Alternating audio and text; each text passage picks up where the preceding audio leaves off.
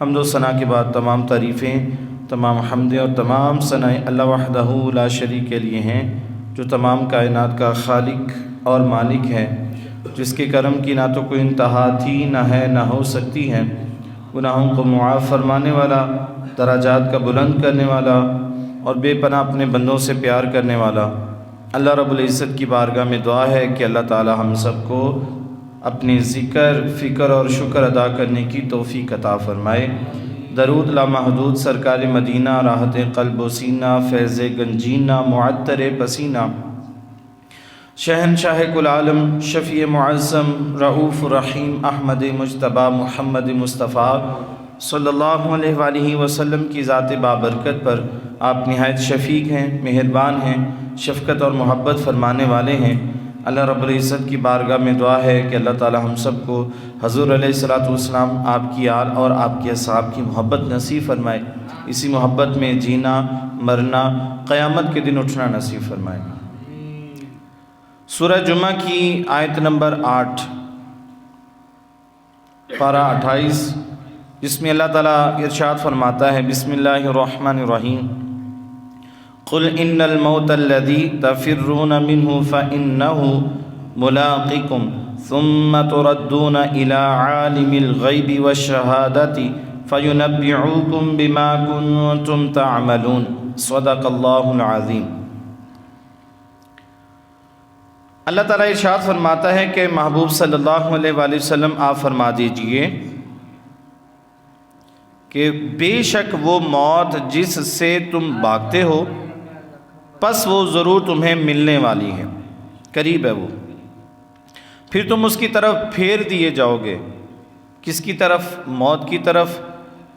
مرنے کے بعد اللہ کی طرف چلے جاؤ گے، جو ہر غیب اور ظاہر کا جاننے والا ہے، پھر وہ تمہیں تمہارے اعمال بتا دے گا۔ یہ جو قرآن پاک کی آیہ مقدسہ میں نے پڑھی،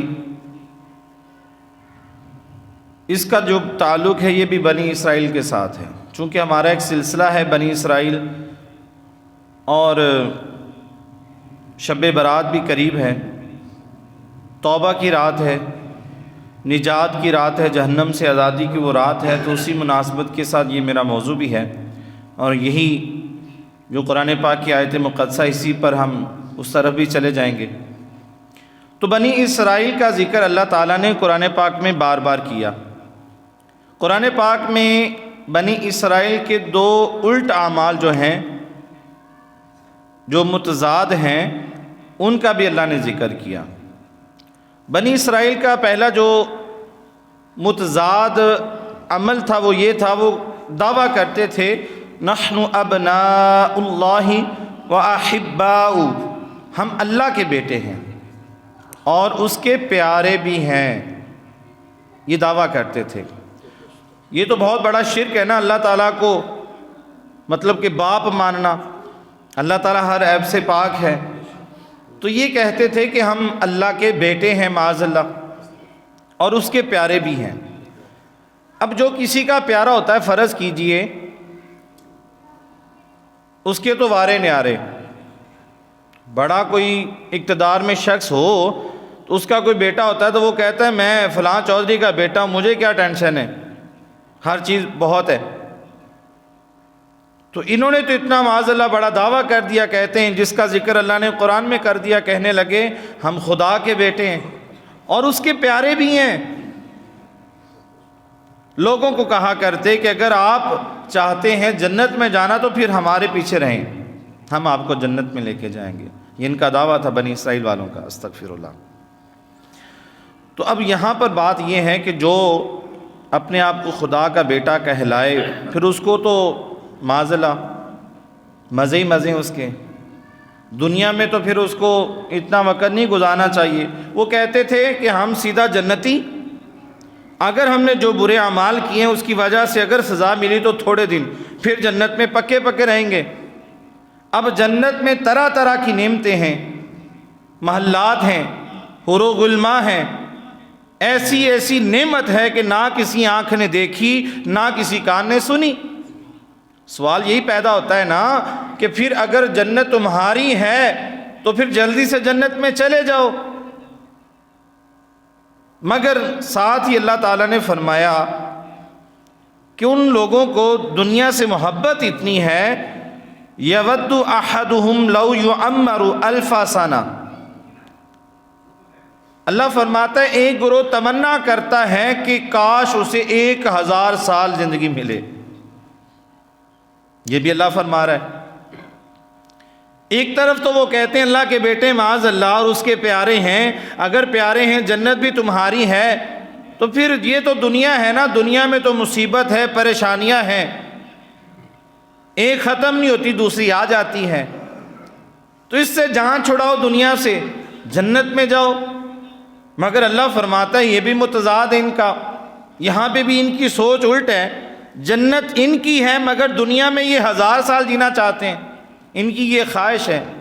تو اللہ تعالیٰ نے فرمایا کہ قل، اے محبوب صلی اللہ علیہ وآلہ وسلم ان لوگوں کو فرما دیجئے، ناقص عقل والوں کو، یہ بھٹکے ہوئے ہیں، گمراہ ہو چکے ہیں، ان کو پھر بھی بتا دیں، حجت قائم کر دیں، یہ نہ کہیں کہ ہمیں کسی نے کہا نہیں، بتایا نہیں، ہم تو بھٹکے ہوئے تھے۔ اللہ نے فرمایا ان کو بتا دیجئے، ان الموت الذی تفرون منہ فانہ ملاقکم، بے شک وہ موت جو ہر کسی کو آنی ہے، جس سے تم بھاگتے ہو، ہر بندہ بچتا ہے موت سے، بیمار ہو جائے تو علاج یہی اسی وجہ سے کرواتا ہے نا، مر ہی نہ جاؤں، پیسہ لگا دیتا ہے سارا، موت نہ آ جائے مجھے۔ بڑے بڑے محلات اپنی سیفٹی کے لیے اچھی اچھی بلٹ پروف گاڑیاں لیتا ہے، کہیں کوئی گولی نہ مار دے، یہ بھی پتہ ہے کہ ہمارے کام الٹے ہی ہیں مگر ڈر بھی لگتا ہے کوئی مار ہی نہ دے، جرمٹ میں رہتے ہیں پھر بھی کوئی ٹھوک دیتا ہے، جب اس کی آ جاتی ہے تو پھر اس کو کوئی بچانے والا نہیں ہوتا۔ تو اللہ نے فرمایا تم جس موت سے بھاگتے ہو وہ تمہیں ضرور ملنے والی ہے۔ اللہ اکبر، یعنی کہ تم جتنا بھی چاہو بھاگ لو، آخر موت آنی ہے۔ اچھا یہ موت آنی ہے، کیا مر جاؤ گے تو سلسلہ ختم ہو جائے گا، پھر جنت میں چلے جاؤ گے، پھر مزے ہی مزے ہیں، نعمتیں ہی نعمتیں؟ اللہ تعالیٰ نے فرمایا ایسا نہیں ہے، ثم تردون الی عالم الغیب والشہادہ فینبئکم بما کنتم تعملون، جب مر جاؤ گے تو اس کے بعد کیا ہوگا؟ اللہ فرماتا ہے کہ تم پھر اس ذات کی طرف پھیر دیے جاؤ گے، اللہ کی طرف، اور جو ہر غیب اور ظاہر کا جاننے والا ہے، بما کنتم تعملون، پھر وہ تمہارے اعمال تمہیں دکھائے گا، تم نے دنیا میں یہ کیا تھا، پھر اس کا حساب ہوگا، اعمال کی وجہ سے سزا اور جزا کا معاملہ ہوگا، چاہے اللہ تعالیٰ اپنی رحمت سے بخش دے اور چاہے تو پکڑ لے، وہ تو بات کا معاملہ ہے، یہ تو ہے ہی مشرک، اور کافروں کا تو کوئی چکر ہی نہیں ہے، ان کا تو کوئی عمل قبول ہوگا ہی نہیں، جنہوں نے حضور علیہ الصلوۃ والسلام کی نبوت کا انکار کیا، آپ کی رسالت کا انکار کر دیا۔ یہ یاد رکھیے گا، کوئی عیسائی ہے، کوئی یہودی ہے، وہ کسی بھی مذہب سے ہے، حضور علیہ الصلوۃ والسلام کے زمانہ اقدس میں یا اس کے بعد اب جس نے آپ کا کلمہ نہیں پڑھا وہ ہدایت پہ نہیں ہے، وہ ہدایت پہ نہیں ہے۔ فَيُنَبِّئُكُم بِمَا كُنتُمْ تَعْمَلُونَ، پھر اللہ تعالیٰ مرنے کے بعد کیا ہوگا، اللہ کی طرف پھیر دیے جاؤ گے، اور پھر اللہ تعالیٰ کے سامنے اس بندے کے اعمال رکھے جائیں گے اور وہاں پر حساب کا معاملہ ہوگا۔ یہ ہے معاملہ، یہ اللہ نے ان کو کلیئر کر دیا۔ اے محبوب صلی اللہ علیہ وسلم آپ ان کو فرما دیجیے، کل نفس ذائقۃ الموت، ہر جان نے موت کا ذائقہ چکھنا ہے، مرنا ہی مرنا ہے، کوئی بچ نہیں سکتا، نہ فرعون بچ سکا، نہ نمرود بچ سکا، نہ ہامون بچ سکا، اور نہ قارون بچ سکا۔ قارون کے بارے میں آتا ہے 70 اونٹ اس کے خزانوں کی چابیاں اٹھاتے تھے، کم و بیش، کم بھی ہو سکتا ہے زیادہ بھی ہو سکتا ہے، مطلب اس کے پاس بڑا مال تھا۔ اور جو فرعون تھا، نمرود تھا، یہ بھی بادشاہ تھے، خدائی کا دعویٰ کرنے والے۔ نمرود جس نے پوری دنیا کے اوپر حکومت کی، پوری دنیا کے اوپر اس نے حکومت کی۔ اللہ اکبر۔ حضرت امام حسن بصری رحمۃ اللہ علیہ فرماتے ہیں کہ ایک دفعہ ملک روم کے اندر ایک شہر میں پہنچا تو میں نے دیکھا کہ ایک جنگل ہے اور اس جنگل میں ایک ریشمی خیمہ لگا ہوا ہے، اور وہاں پر بہت سارے فوجی افسر آئے، انہوں نے کچھ گفتگو کی اور وہ چلے گئے۔ پھر علماء کی جماعت آئی، انہوں نے بھی وہاں پر کچھ باتیں کی اور وہ بھی چلے گئے۔ تیسرے نمبر پر طبیب، بڑے بڑے ڈاکٹر آئے وہاں پر، علاج کرنے والے، انہوں نے بھی کچھ باتیں کہیں وہاں پر خیمے کے قریب جا کر وہ بھی چلے گئے۔ امام حسن بصری رحمۃ اللہ علیہ فرماتے ہیں میں بڑا حیران تھا کہ یہ ماجرا کیا ہے، اس خیمے کے اندر ہے کیا؟ بڑا حسین و جمیل وہ خیمہ تھا۔ تو میں نے کسی سے پوچھا، اس کو روکا اور پوچھا کہ بھئی یہ خیمے کا معاملہ کیا ہے، کیوں لوگ یہاں پہ آ رہے ہیں اور پھر جا رہے ہیں، تھوڑی دیر وہاں پر رکتے ہیں؟ تو بتانے والے نے بتایا یہ ایک بادشاہ کا جوان بیٹا تھا، فوت ہو گیا، اس کی یہاں پہ قبر ہے، آج اس کی برسی ہے، اور یہ جو سلامی کے لیے آ رہے ہیں، پہلے فوج کا دستہ آیا اور انہوں نے وہاں پر آ کر کہا کہ اے بادشاہ کے نوجوان بیٹے، اگر موت جو ہے ہماری جنگ سے، ہمارے ہتھیاروں سے ٹل جاتی تو ہم نے اپنی جان کو ہتھیلی پہ رکھے تمہیں بچا لینا تھا، مگر جب موت آتی ہے پھر کوئی بچا نہیں سکتا، معاملہ یہ ہے۔ اور وہ یہ کہہ کے چلے گئے۔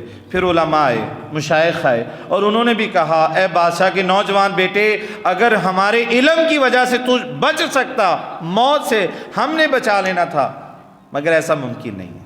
مشائخ نے بھی کہا کہ ہم نے بھی دعائیں کرنی تھی، کوشش کرنی تھی کہ تمہاری موت سے تمہیں بچا لیا جائے، مگر جب موت لکھ دی جاتی ہے پھر اس کو کوئی ٹال نہیں سکتا۔ پھر اس کے بعد طبیب آئے، ڈاکٹر آئے، اور انہوں نے بھی کہا اے بادشاہ کے نوجوان بیٹے، کاش کہ ہمارے پاس اتنی طاقت ہوتی، ہم تیری اس موت کا علاج کر سکتے، مگر اس دنیا میں موت کا علاج ہے ہی نہیں۔ بیماریوں کا علاج ہے مگر موت کا علاج نہیں ہے۔ جس کو موت آ جائے گی اس کو کوئی بچا نہیں سکتا، نہ کوئی ڈاکٹر، نہ کوئی حکیم نہیں بچا سکتا، نہ کوئی اس کو طبیب بچا سکتا ہے۔ اس کے بعد بادشاہ اور اس کا وزیر آئے اور انہوں نے بھی کہا کہ بیٹا، اگر ہم تجھے موت سے بچانے کی کوشش کرتے نا مال و زر سے، تو ہم نے اپنی بادشاہت داؤ پہ لگا دینی تھی، مگر یہ ممکن نہیں ہے۔ جب موت آتی ہے نا تو کوئی بچا نہیں سکتا، لہذا اگلے سال پھر ملیں گے۔ امام حسن بصری رحمۃ اللہ علیہ آپ فرماتے ہیں کہ جب میں نے یہ معاملہ دیکھا نا تو میں یہ دیکھ کر افسردہ ہوا، اور میں نے دل میں تہیہ کر لیا کہ اب زندگی بھر کبھی ہنسوں گا نہیں، اور اپنی آخرت کی تیاری کروں گا کہ وہ کسی وقت بھی میرے قریب آ سکتی ہے۔ اور فرمایا حضور علیہ الصلوۃ والسلام نے، جب لوگوں کو آپ دیکھتے نا کہ لوگ غافل ہو چکے ہیں، دنیا کے معاملات میں مگن ہیں، تو آپ دروازہ پکڑ کے فرماتے لوگوں کو اے مسلمانوں، تمہاری پاس موت یقینی ہے، وہ آئے گی اور ضرور آئے گی، اس سے تمہیں کوئی بچا نہیں سکتا۔ اللہ اکبر۔ ایک وقت ہے وہ آ کے ہی رہنا ہے۔ ہمارے معاشرے کے اندر مسئلہ کیا ہے؟ لمبی امیدیں لگانا۔ ہم سارے جانتے ہیں، آپ لوگ بھی سارے جانتے ہیں کہ ہم نے مرنا ہے، مرنے کے بعد قبر میں جانا ہے، سبھی کو پتہ ہے۔ ہمارا عقیدہ ہے، ایمان ہے، فرشتے آئیں گے، منکر نکیر آئیں گے، وہ سوالات کریں گے، اگر جواب دے دیے تو بہتری ہے، نہ دیے تو برا معاملہ ہوگا قبر میں، اور پھر وہیں پہ وہ سلسلہ چلتا رہے گا، قیامت آ جائے گی۔ ابھی پتہ نہیں کتنے ہزار سال پڑے ہیں، اور قیامت جب آئے گی اس کے بعد پھر اٹھایا جائے گا قبروں سے، 50,000 سال کا دن ہے، وہاں پر بھی جس کے اعمال اچھے ہوں گے اس کی بچت ہے، اس کو سایہ ملے گا، حوض کوثر میسر آئے گا، اور جس نے نمازیں نہیں پڑھی، برے اعمال کیے، لوگوں کو تنگ کیا ہے، مال اکٹھا کیا ہے غلط ناجائز طریقے کے ساتھ، چغلی کی ہے، غیبت کی ہے، لڑائیاں کروائی ہیں، ان کی وہاں پہ خیر نہیں ہے، کیونکہ یہ حقوق العباد کے ساتھ معاملات ہیں، اور وہاں پہ تو گرمی کی شدت بہت زیادہ ہوگی، کوئی سایہ بھی نہیں ہوگا، یہ سبھی کو پتہ ہے، مگر ہم غافل کیوں ہیں؟ پھر بھی ہم اپنی آخرت کی طرف رجوع کیوں نہیں کرتے؟ تو اس کی وجہ یہی ہے کہ نبی پاک صلی اللہ علیہ وآلہ وسلم نے فرمایا کہ لمبی امیدیں لگانا، لمبی امیدیں لگانا، کہ ابھی تو میں 18 سال کا ہوں، 25 سال کا ہوں، 30 سال کا ہوں، ابھی بال سفید ہوں گے، بوڑھا ہو جاؤں گا، ٹھیک ہے، جوانی ہے، ابھی شادی ہوگی، بچے ہوں گے، دادا بنوں گا، پھر پردادا بنوں گا، جب ہڈیاں تھک جائیں گی پھر میں مروں گا جا کے. یہ امید ہے نا، ہر بندے کو امید ہے کہ ابھی میں نے شادی کروانی ہے، بچے آنے ہیں، کاروبار کرنا ہے، بڑے معاملات ہیں ابھی میری زندگی کے، تو اس کے لیے میں تیاری کر رہا ہوں، مگر موت کسی وقت بھی آ سکتی ہے. یہ لمبی امید جو ہے بندے کو غافل کرتی ہے اپنی آخرت کی تیاری سے، کیونکہ وہ اپنی لمبی تیاری کو کرنے کے لیے محنت کرتا ہے، دنیا حاصل کرنے کے لیے پڑھائی کرتا ہے. پہلے وہ پڑھتے پڑھتے ہی اس کو 20-25 سال ہو جاتے ہیں. جب وہ پڑھ لیتا ہے پھر نوکری کی تلاش کرتا ہے، اور پھر نوکری کی تلاش کرتا ہے، اس میں محنت کرتا ہے اپنا مقام بنانے کے لیے، تو وہ 40-50 سال کا ہو جاتا ہے. جو کماتا ہے بعد میں وہی بچا کے رکھتا ہے، اور مرتے وقت وہ اپنی بیماری پہ وہی لگا لیتا ہے. اٹیک پہ لگا لیا، وال بند ہو گیا، وہاں پہ وہ پیسے لگا لیے، مطلب پہلے وہی کمایا پھر وہی اپنے اوپر لگا لیا، تو بچا کیا؟ کچھ بھی نہ، کوئی چین بھی نہ ملا، کوئی آرام بھی نہ حاصل ہوا. تو آخرت کی تیاری کتنی کی، آخرت کی تیاری کتنی کی. یہاں پہ بچے قرآن پاک پڑھنے کے لیے چھٹیاں کر لیتے ہیں، پیپر ہو رہے ہیں. قرآن پاک کو پڑھنے کے لیے وہ 1 گھنٹہ جو آدھا گھنٹہ 15 منٹ دیتے ہیں وہ بھی چھٹی، پیپر ہو رہے ہیں. سارا وقت ہی پیپروں کے لیے، اسکول کے لیے، دین کو حاصل کرنے کے لیے کوئی ٹائم ہی نہیں کسی کے پاس. مگر ہمیں پتہ ہے کہ ہم نے مرنا ہے، ہم مسلمان ہیں، ہمیں یہ بھی پتہ ہے. تو وجہ علماء نے یہی بیان کی ہے کہ ہم جو لمبی لمبی امیدیں لگائے بیٹھے ہیں نا، یہی ہمیں اپنی آخرت کی تیاری کرنے کی اجازت نہیں دیتی. اللہ اکبر. اور ایک مثال سمجھاتے ہوئے حضور علیہ الصلوۃ والسلام نے صحابہ کرام کے سامنے ایک چکور ڈبے کا نقشہ کھینچا زمین پہ، اور اس میں ایک لائن لگائی، پھر چھوٹی چھوٹی لائنیں دونوں اطراف میں لگائیں، اور چورس ڈبے کے بعد ایک باہر ایک لائن لگائی. پھر حضور علیہ السلام نے فرمایا سمجھاتے ہوئے کہ اے میرے صحابہ، یہ جو ڈبے کے درمیان ایک لائن ہے یہ انسان ہے، اور یہ چاروں طرف جو ڈبہ ہے، یہ جو لائن کھینچی ہے، یہ انسان کی موت ہے جس نے بندے کو چاروں طرف سے گھیرا ہوا ہے. اور چھوٹی چھوٹی جو لائنیں کھینچی ہیں، آپ نے فرمایا کہ یہ بندے کو مصیبتیں ہیں، پریشانیاں ہیں، ختم نہیں ہوتی، دوسری آ جاتی ہیں، ٹینشنیں ہیں.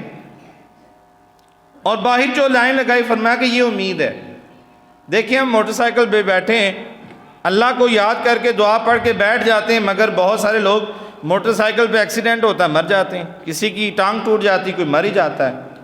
موت بالکل قریب ہوتی. جب آپ موٹر سائیکل پہ بیٹھے، کوئی پتہ نہیں، کسی لمحے کسی نے ٹکر لگائی اور آپ گئے، بالکل موت کے قریب ہیں. موت نے ہمیں چاروں طرف سے گھیرا ہوا ہے. کھانا کھاتے ہیں، کوئی الٹا سیدھا کھا لیں، پیٹ خراب، معدہ خراب، اور وہی بیماری بن کے بندے کو موت کا بھی سبب بن سکتا ہے. اس نے یہ کھایا تھا بس، اس کے بعد یہ اٹھا ہی نہیں، پیٹ خراب ہو گیا، معدہ خراب ہو گیا اور مر گیا. پھیپھڑوں میں پانی چلا گیا، گردے کے اندر یہ معاملہ بن گیا ہے، ذرائع بن گئے، موت ختم. کھانے سے بھی موت قریب ہے. الغرض کے دنیا کے اندر جو بھی کام دیکھیں بالکل موت کے قریب ہیں آپ. بہت سارے لوگ ہیں، میں نے ایک ویڈیو دیکھی، ایک مؤذن اذان دینے کے لیے انہوں نے اسپیکر آن کیا، اس میں کرنٹ پڑا، وہ مر گئے وہیں پہ. اب مسجد کے اندر بھی موت ہے، نماز پڑھتے ہوئے بھی موت ہے. لوگ نماز پڑھتے ہوئے مر جاتے ہیں، ہنستے کھیلتے ہوئے جاتے ہیں، اٹیک ہوتا ہے وہ مر جاتے ہیں. یہ شرط نہیں ہے. ابھی جن کی ایک مہینہ شادی کو رہ جاتا ہے وہ بھی مر جاتے ہیں. ایسے بھی واقعات دیکھیں. ہمارے اس گاؤں کے محلے کے اندر ایسا بچہ تھا جس کی منگنی ہو چکی تھی، وہ نوجوان تھا، امیدیں تھیں اس کی شادی ہوگی، والدین کو بھی پتا تھا، مگر منظور نہیں تھا اللہ کو، فوت ہو گیا. تو موت بڑھاپے میں نہیں آنی، یہ کسی بھی وقت آ سکتی ہے. اور آخری بات جو میں کرنا چاہ رہا ہوں وہ یہ خاص بات یہ ہے کہ موت کو ہم اگر اس کی تیاری کرنا چاہتے ہیں تو آخری لمحہ سمجھیں. حضرت اسامہ بن زید رضی اللہ تعالیٰ عنہ کی ایک روایت ملتی، انہوں نے کوئی قرض لے لیا، کوئی چیز لے لی قرضے پہ، 1 مہینے کے ادھار پہ لے لی. تو جب حضور علیہ الصلوۃ والسلام کو پتہ چلا تو آپ نے تنبیہ کی، سمجھایا ان کو کہ اسامہ بن زید آپ نے اتنی لمبی امید باندھ لی، 1 مہینے کا قرض لے لیا. حالانکہ حضور علیہ السلام نے فرمایا کہ میں محمد صلی اللہ علیہ وآلہ وسلم جب آنکھ بند کرتا ہوں تو مجھے امید نہیں ہوتی یہ کھلے گی کہ نہیں، اور جب میں لقمہ اپنے منہ میں ڈال لیتا ہوں مجھے امید نہیں ہے کہ میں اس کو چبا پاؤں گا کہ نہیں۔ حالانکہ حضور علیہ الصلوۃ والسلام کو پتہ ہے کہ آپ رسول بن کے آئے ہیں اور آپ نے دین کو مکمل کرنا ہے، تب تک آپ دنیا میں تشریف رکھیں گے، اور فرشتہ آپ کے پاس آیا تھا، حضور آپ کی مرضی کے مطابق آپ کو زندگی ملے گی، جب آپ چاہیں گے، آپ کا رب کہتا ہے آپ کی مرضی سے آپ کو زندگی دی جائے گی، جب آپ چاہیں تب آپ کو واپس لوٹایا جائے گا۔ تو ہمیں تو پتہ ہی نہیں ہے کہ لقمہ اگر ہم نے منہ میں رکھ لیا کیا اس کو چبا پائیں گے کہ نہیں، اگر رات کو ہم سو گئے کیا صبح اٹھ پائیں گے کہ نہیں، یہ ہمیں کوئی پتہ نہیں ہے۔ تو یہی بنی اسرائیل والوں کے متضاد اعمال تھے کہ ایک تو وہ کہتے تھے ہم جنتی ہیں، یہ میں نے پہلے بھی بات کی ہے کہ الحمدللہ ہم مسلمان ہیں، سرٹیفکیٹ نہیں ہے۔ کوئی بندہ کہے کہ میں ایمان کی موت مروں گا، میرے پاس سرٹیفکیٹ ہے اور میں جو مرضی کروں، کوئی نہیں کہہ سکتا، کوئی نہیں یہ کہہ سکتا کہ میں قبر میں جاؤں گا تو مجھے عذاب نہیں ہوگا۔ امید رکھ سکتے ہیں اللہ کے اوپر، حضور علیہ الصلوۃ والسلام کی شفاعت پر امید رکھ سکتے ہیں، مگر سرٹیفکیٹ نہیں ہے، گارنٹی نہیں ہے بھائی، کوئی پتہ نہیں قبر میں وہ گڑھا بنتی ہے جہنم کا یا جنت کا گڑھا بنتی ہے قبر کی، کوئی پتہ نہیں ہے۔ مگر ہمیں یہ بتایا گیا کہ جس نے اعمال اچھے کیے اس کے لیے وہ، اور جس نے برے اعمال کیے اس کے لیے یہ۔ دکھلاوے کے لیے یہ کیے تو وہ اللہ کے لیے اعمال نہیں ہے، وہ لوگوں کے لیے، اس کی جزا اللہ نے آپ کو نہیں دینی۔ اور اگر اللہ کے لیے نماز پڑھی، اللہ کے لیے صدقہ و خیرات کیا ہے، اس کی جزا اللہ دے گا، لوگ دیکھیں یا نہ دیکھیں۔ اور قیامت کے روز جو 50,000 سال کا دن ہوگا، کسی کے پاس کوئی سرٹیفکیٹ نہیں ہے کہ اس کے ساتھ وہاں پہ کیا معاملہ ہوگا، اس کو سایہ ملے گا، حوض کوثر ملے گا، امید رکھ سکتے ہیں کہ اللہ کرم کرے گا، سرکار کرم کریں گے، مگر سرٹیفکیٹ کوئی نہیں ہے۔ پل صراط سے گزرنا ہے، جو بال سے باریک تیز سے تلوار سے تیز ہے، نیچے جہنم ہے، آگ ہے، وہاں پہ کس طرح ہم گزریں گے؟ کسی کو کوئی سرٹیفکیٹ نہیں ہے۔ فکر ہونی چاہیے، یہ امید تھی بنی اسرائیل والوں کی، کہتے تھے ہم تو ہیں ہی جنتی، بھائی ہم تو ہیں ہی جنتی، اللہ کے بیٹے ہیں، اللہ کے پیارے ہیں، ادھر یوں مرے ادھر جنت میں گئے۔ مگر اللہ نے فرمایا کہ دوسری امید یہ تھی، وہ چاہتے تھے 1000 سال جئیں، 1000 سال کی وہ امید رکھتے تھے، زندگی بھی مانگتے تھے، مگر فرمایا، اللہ نے فرمایا کہ موت کا کوئی پتہ نہیں، آنی وہ کسی وقت بھی آ سکتی ہے، اور جو بندہ اپنی موت کو یاد کرتا ہے وہ اپنی تیاری کر سکتا ہے۔ حضرت عبداللہ بن عمر رضی اللہ تعالیٰ عنہ، آپ کو حضور علیہ الصلوۃ والسلام نے کندھے سے پکڑ کر ہلایا اور فرمایا کہ اے عبداللہ بن عمر، دنیا میں اس طرح رہو جس طرح مسافر رہتا ہے، کسی وقت بھی موت آ سکتی ہے، کسی وقت بھی آ سکتی ہے، کوئی پتہ نہیں، اچانک بھی موت آ سکتی ہے، تو مسافر کی طرح رہو۔ جب ہم کہیں پہ مسافر بن کے جاتے ہیں ہمیں پتہ ہوتا ہے ہم نے یہاں پہ 6 گھنٹے رہنا ہے، 8 گھنٹے رہنا ہے، اور علماء فرماتے ہیں کہ اگر آپ کو پتہ چل جائے کہ آپ آج شام کو آپ کی موت واقعہ ہو جانی ہے تو کیا کریں گے آپ؟ کیا پھر آپ فضول کام کریں گے، ڈرامے دیکھیں گے، فلمیں دیکھیں گے، کیا آپ سیر و تفریح کریں گے، اچھا کھانا کھائیں گے، کمانے کے لیے چلے جائیں گے؟ ایسا نہیں کریں گے ہم، اس میں بھی شامل ہوں، ہم ایسا نہیں کریں گے۔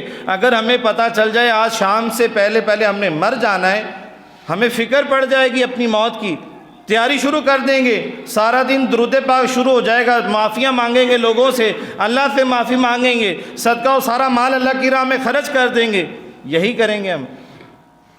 تو حضور علیہ السلام نے فرمایا ہر نماز کو اپنی آخری نماز جانو، ہو سکتا ہے کہ اگلا جمعہ آپ کو میسر نہ آ سکے، ہو سکتا ہے اثر نہ مل سکے ہم میں سے کسی کو۔